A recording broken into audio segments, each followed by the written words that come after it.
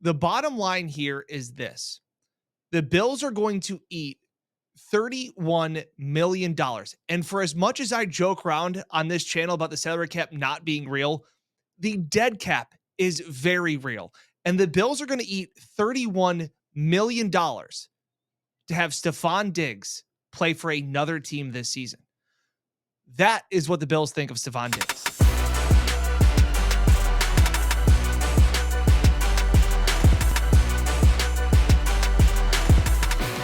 This is the Buffalo Plus Podcast, brought to you by Connors and Ferris. All right, welcome back to a special emergency podcast of the Buffalo Plus Podcast presented by Connors and Ferris. Mike Catalana is not feeling well. He's a little under the weather. Dan Fates, I am Jenna Cottrell. Yeah. Please be sure to like, comment, subscribe. Stefon Diggs has been traded to the Houston Texans.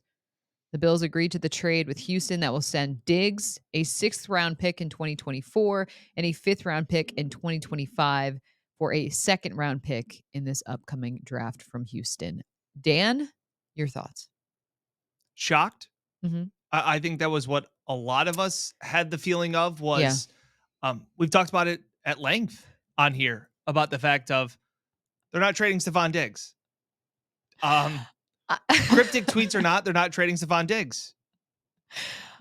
I think this job is so funny because we make the joke about like, we're not in the building, but you look at the numbers and you say, I mean, $31 million of dead cap money. There's absolutely no way the Bills are trading Diggs. They're not getting out of his contract, all that stuff.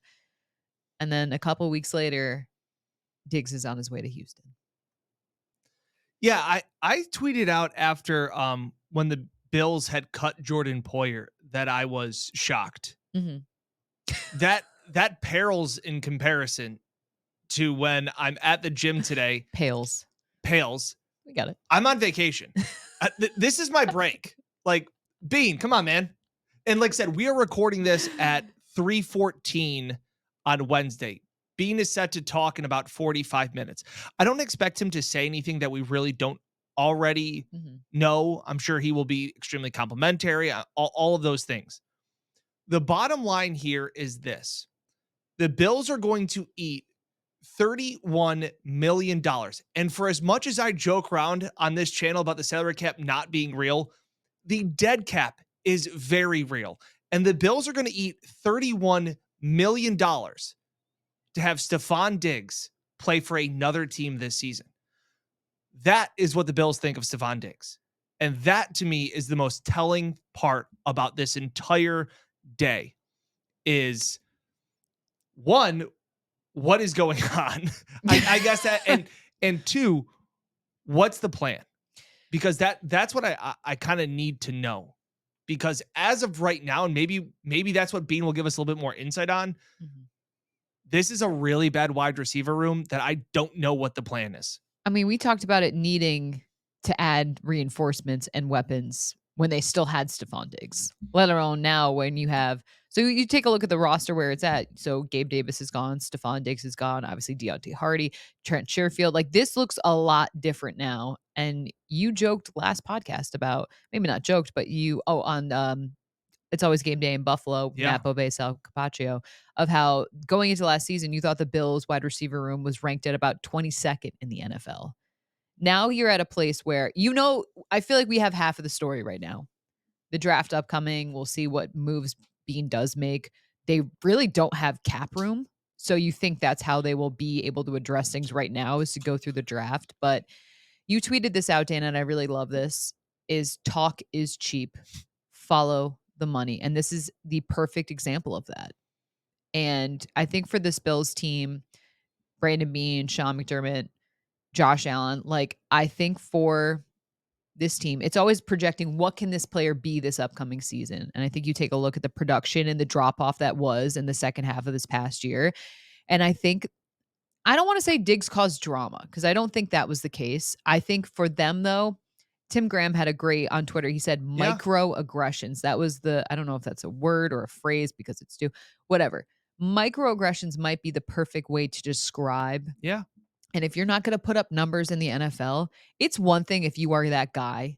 I think a lot of times any athlete, any sport, If a guy is that dude and plays that well, you kind of put up with some of the things that come along with it. Well said. But if you're not going to have the production and you're still going to maybe act the same way you did when you were, outstanding, I think that tires. It does. I don't think the juice was any longer worth the squeeze. Clearly. In their eyes, it was not. And the final straw that may have broken the camel's back, because we have come on this channel several times and said, hey, what does Stefon Diggs say? Lay off my Twitter. Like, don't worry about it. Don't worry about what I say. Yesterday, as we recorded this, like I said, on Tuesday, it's 18 hours ago. The tweet was, somebody had commented, it was RG3's thread talking about, is Stefon Diggs essential to Josh Allen's success? And the Peaky Pirate said, does Josh Allen benefit from having a top-tier receiver? Yes. Is he essential to his success? No. And Stefon Diggs replied with, you sure? ? Look, there are a lot of cryptic text messages, and I've always been a fan of them because guess what, Jenna? We are in the media business. Mm-hmm. Kind of makes our job awesome. You like the content? Yeah. But maybe that one went a little too far. And I also don't think this was necessarily a rash decision. I don't think you all of a sudden trade Stefon Diggs in an instant because of a tweet. But like Tim Graham said, who we respect massively, they just added up. And maybe it was a couple, him ghosting everybody after the Bengals postseason loss. Maybe it was butting heads. From what I've gathered from the people I've talked to, the smart people that are more connected than us that I've tried to touch base with, it appears he just seemed to kind of wear out his welcome. That the gears, he just kept grinding gears. And the reason I believe that is because how we started this by saying $31 million not to pay. It's a lot because of money. It would have been so much easier to be like, it would have been $27 million for him to play on the team this year. And you're going to pay more for him to be with another team. That again, says it all. We always talk about, I wasn't high on Spencer Brown heading into the draft last year, but hey, everybody talked about it. It was a back injury. It was the same thing with Gabe Davis. And I said, watch what teams do, because talk is cheap. What they will say in front of the podium to us, to the media, to you, the fan, will be different than what they actually say. And their money will talk louder than what their words say. And to me, that is very telling. Yeah. I never thought that this would be a possibility. Truly, I just never, we have talked so much. We've had so many podcasts this offseason, and it's what has been the boilerplate thing. Yeah, they've made a lot of moves. It's been a wild offseason, but they're not going to get away from Diggs. Diggs is going to be their number one guy this upcoming year. And for all that to change, my fiance, we were sitting on the couch and he's like, oh, the Bills traded Stefon Diggs. I was like, no, they didn't. And I was like, what was the source? And he's like, Adam Schefter. And I was like, wait, I had to check. I checked 3 times to make sure it was the Adam Schefter. So I was like, these parody accounts are fire these days. And you had to check the date. Yes. And you were like, okay, it's not April 1st. Okay, all these things. Yes. Yeah. Wow. So where do we go from here? Because another question I have to you, Jenna, is when did Josh Allen know? So it's really funny. One of my girlfriends texted me and asked, she's like, oh my gosh, like Josh must be shocked. And Josh Allen had to know about this. They're not going to surprise him with this, obviously. Had to know. So, and Josh Allen has enough pull in that locker room, in my opinion, if 100%. He was like, hey guys, I don't want to do this, that they would have not made 100%. That move. 100% agree. So we have heard Josh have Diggs' back incessantly since he arrived. Yeah. That, hey, whatever happened in Minnesota, all I know of him is he's a brother, all of these things. I mean, you can go back and forth between the leadership that he has shown in this team, and I get it. I understand why fans have taken offense to cryptic tweets or one thing or another, but we have all brushed that aside. Our good friend Matt Beauvais tweeted this morning, cryptic tweets or not, Stefon Diggs isn't going anywhere. And then he had to respond to his own tweet with a Stefon Diggs tweet by saying, are you sure? Because that is how out of left field this move is. Because, first of all, number one wide receivers don't grow on trees. Facts. You have to draft them or trade for them, which is how the Bills got Diggs. Mm-hmm. And it's what the Houston Texans are doing to get Diggs. Like, that's what happens. It's a second round pick next year. Correct? It's not this year. Yeah, it's 2025. They also sent away, like you said, some picks. Here's if you're a Bills fan looking at this, you go, okay, wide receiver. We were already team wide receiver before. Yep. Their wide receiver core right now, not good enough. They need to do upgrades. Most likely that will be through the draft. I think it's going to be more than one receiver you take. Yep. I think you look at the upside of saying, okay, you have a lot of draft capital now. You have the ability to, in these next 2 years, move up. Maybe there's a guy that you are absolutely in love with and you've been talking with other general managers and you're like, here's the price, all this stuff that okay. Or there's a couple guys that you say, if we can get up to this spot, we know that we will have our guy. I feel like my brain is still like. Yeah, still mush. When all this news broke, you and me were texting and you said, when do you want a pod? And I was like, let's wait till 3. Yeah. Because let's gather our thoughts. Let's take a beat. Let's digest all of this. And I think it's too easy to go the other way at the same time where people are like, well, good riddance. Like Diggs, the last 13 games, he really hasn't been that good. I kind of found myself getting defensive when people would say that. Like I tweeted out a thing of Diggs talking to Josh. The leadership. The leadership aspect of like, hey, man, I got you. I tweeted out a video of that. And people were like poo-pooing it. Like, oh, this isn't leadership, all that stuff. And I think it's so easy in hindsight to be like, oh, well, he wasn't that big of an impact anyways, but massive impact, huge impact. He took the Bills from being a cute team. Like, oh, this is cute. They got Stefon Diggs. Now let's say to legit contenders. Yeah. And Josh Allen, obviously a huge piece in that. You can't deny that. But he legitimized Josh Allen and then Josh Allen became Josh Allen. It's not easy to just replace a guy that for sure will have 100 catches and 1,000 yards. Very true. That's not easy. That doesn't just grow on trees. Mm-hmm. That being said, that's the negative side, Bills fans, where you are having to digest, you are losing. What I've still said, I'm not going to change my tone just because of something that's happened. I still think Stefon Diggs is a top 10 wide receiver. I don't think he's top 5 anymore. I still think he's a top 10. I still think he's a true number 1 wide receiver. That being said, if you want something to believe in Beane and believe in the process, there are several analytical metrics that will tell you that Diggs is a 30-year-old receiver that is possibly on the decline, which I can also agree with all of those things that go along with it. ESPN's wide receiver metrics for the Bills over the last few years, Diggs went from, let me see this. In 2020, he was a 91 grade. In 2022, he was an 83. In 2021, he was a 77. So those were the last 3 years. And then last season, he was a 52. So again, are we talking friction with Josh Allen? Are we talking friction with Joe Brady? Friction with the organization? Diggs didn't really seem to fit in the McBeane process mold. In the sense of, listen, I'm all for diva wide receivers. If you have the production. Exactly. You can be that guy. That's literally what I said before. Like, it's not cute anymore when your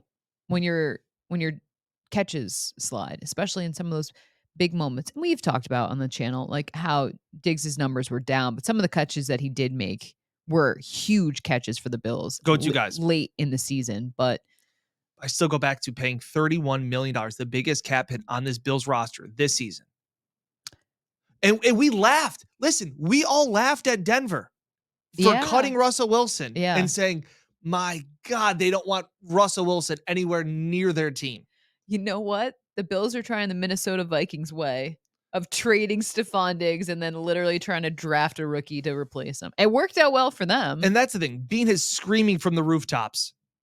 that he's going to draft a wide receiver. See, that's the one thing that does kind of scare me a bit is like when everyone knows your needs, they can exploit that. That is one thing where I'm like, maybe it'll cost even like maybe there's a tax on the fact that like, oh, you really want to get one of these big 3 guys. But finishing my point on Josh, knowing like when did he know? Because if Josh, I firmly believe that if Josh wanted Stefon Diggs to still be on this team, he'd still be on this team. I agree. And for as much as I always say, teams use salary cap as an excuse and all of those things to move on from players, teams don't get rid of players they want. Yeah. And so, especially not when it's essentially punitive. Yeah. And Josh, and I know Mike talked about this in one of the one of our pods, talking about how Josh needs to step up and that he needs to be more of a leader now because of the absence of Hyde and Trey and Poyer and all of those guys. He got to put the golf clubs down. He has to be more demanding. Because when this is his team. It was, look, they are putting the model that, again, from the outside in, hey, not in the building. And maybe Beane we should make that a shirt. Yeah. Maybe Beane will tell us something different. Again, also we'll listen to what Beane has to say. Again, this is 3:28. 30. I think your clock's behind. I'm going off right off this thing. 3:30. Yeah, our monitor is behind. 3:30. The fact of you are going a little bit Brady Mahomes model. Yeah. Of we believe so much in our guy that he can take guys off the street and still be good. And still be not good, elite. Still be Super Bowl caliber. And it's a dangerous game to play. That is something that scares me because inherently Mahomes and Brady have been to a place that the Bills have not been. This is a massive, how this trade pans out. We joke around at times about Wyatt Teller, about let Wyatt Teller go. If Diggs has an all-pro season, and which he could with CJ Stroud and Nico Collins and Tank Dell, like love Tank Dell, yeah.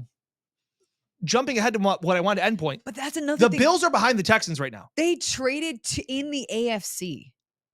The Bills are behind the Texans right now. Yeah. Yeah, I think that's fair. And that is tough to say. Yes.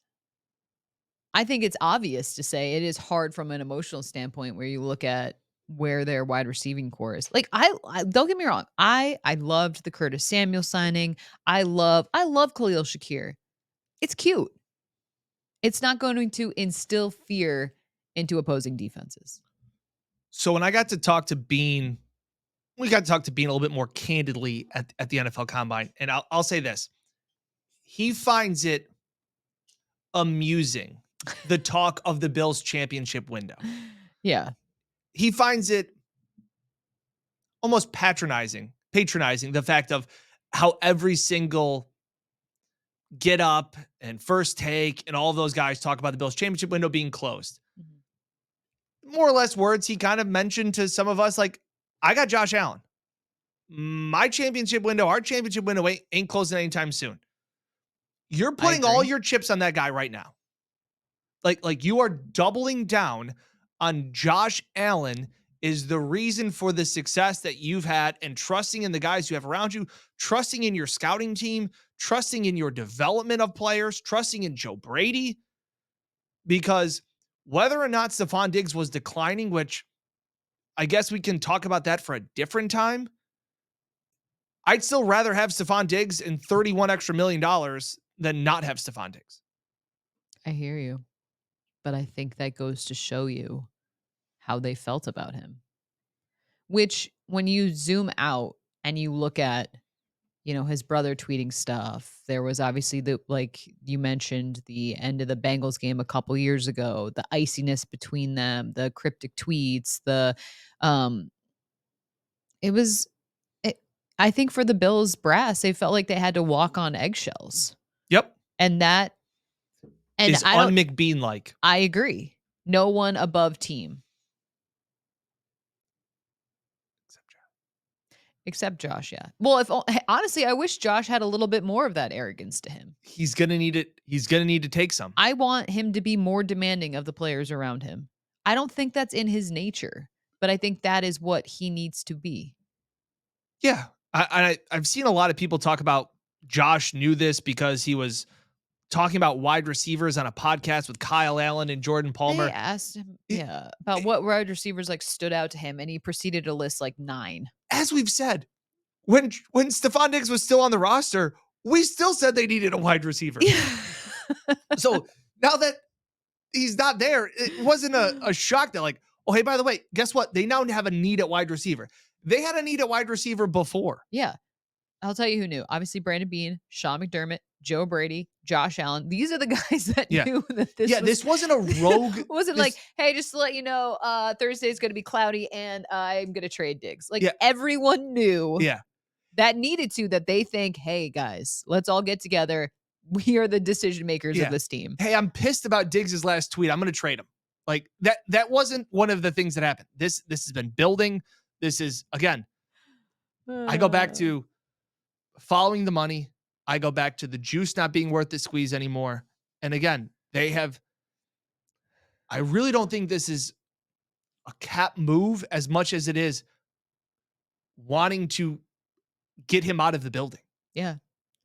Well, because if you wanted the cap move, you would have done it next year. Yes. The good thing is in this move, essentially it is tough this year, but you don't have that in 2025. Like you kind of get, you are able to turn the page heading into 2025 and be like, all right, that is over with. But and I don't mean to be pessimistic, but we were just on the Always Game Day pod with Beauvais and Sal Capaccio's pod, and we recorded it yesterday. I was gonna say they absolutely cannot. They can't air the pod. Like we did it yesterday. Yeah, it was great. And I had talked about that, and I've talked to other people about it, that I still, as of this morning, I thought the Bills roster would be more talented this upcoming year than the previous year.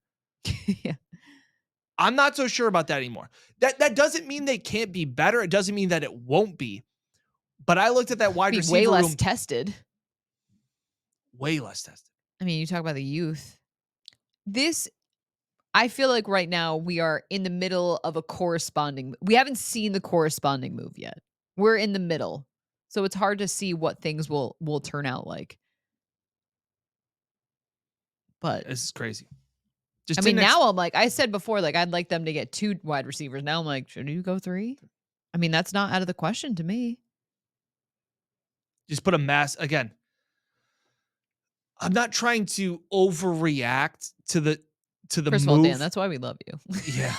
Yeah. That's what all the comments were like. Oh, bring Dan back on. We miss Dan.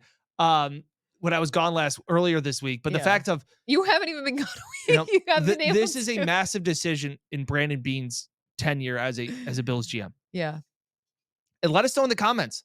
Yeah. I mean, we have seen plenty of response on our tweets and all of that stuff. Let us know.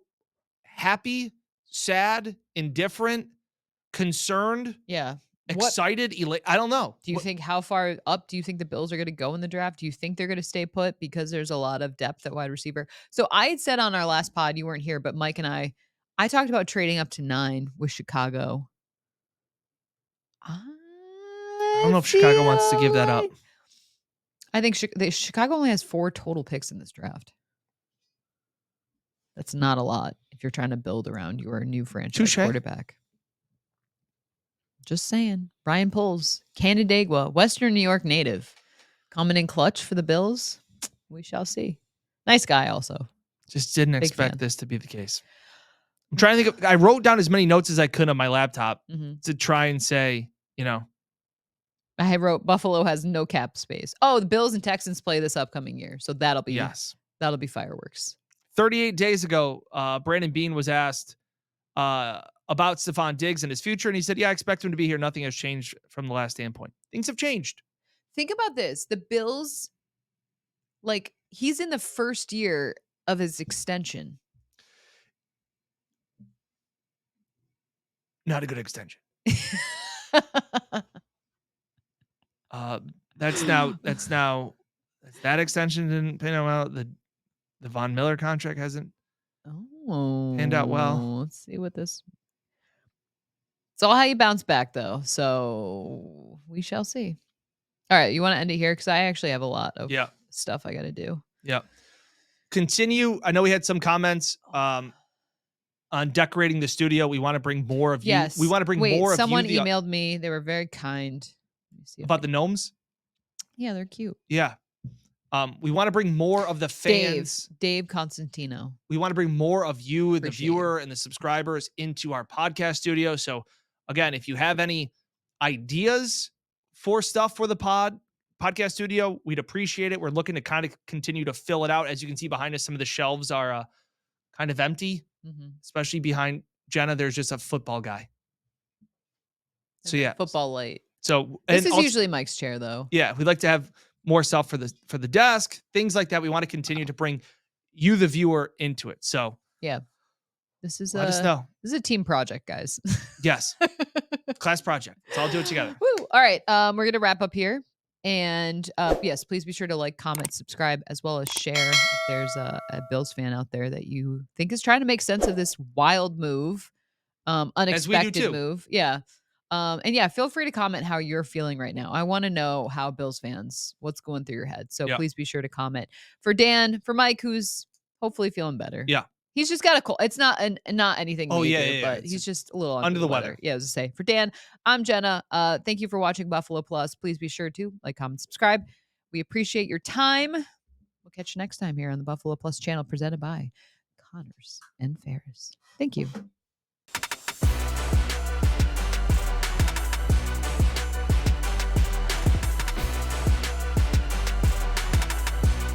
Buffalo Plus, your interactive look at the week in football, brought to you by Connors and Ferris.